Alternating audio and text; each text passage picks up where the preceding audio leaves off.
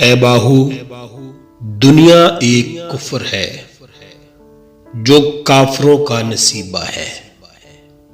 اہل حق اس کی طرف توجہ نہیں دیتے کہ وہ اللہ تعالی سے محبت کرتے ہیں۔ جو آدمی اللہ تعالی کے فیض و فضل کی پناہ میں آ جاتا ہے وہ تمام خطرات و خلل سے محفوظ ہو جاتا ہے۔ جو گناہ شہوت کے سبب سے ہو اس کی بخشش کی امید رکھی جا سکتی ہے، لیکن جو گناہ غرور و تکبر کے سبب سے ہو اس کی بخشش کی امید نہیں رکھی جا سکتی۔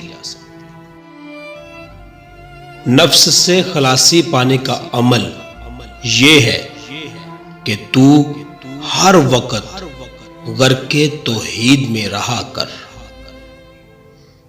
تین لذتیں حقیقی لذت سے دور کرتی ہیں: عورت کی لذت، شیریں کھانوں کی لذت، حکومت و بادشاہی کی لذت۔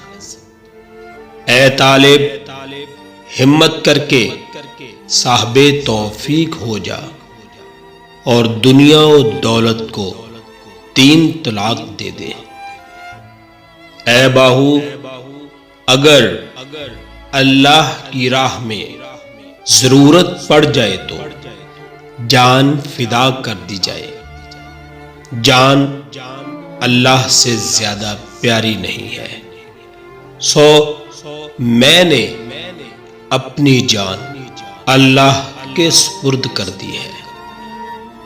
میری بات غور سے سن، کوئی چیز بھی قرآن سے باہر نہیں ہے۔ تجھے جو کچھ بھی چاہیے اسم اللہ ذات سے لے لے۔ زندگی کی لذت چاہتا ہے تو 2 چیزوں کو اپنے پاؤں تلے رونٹ ڈال: غصے کو اور شہوت کو۔ مجھے تعجب ہوتا ہے ان بے عمل علماء پر جو علم محمد صلی اللہ علیہ وآلہ وسلم کا غلط مفہوم لے کر نفس و دنیا اور شیطان سے اخلاص رکھتے ہیں۔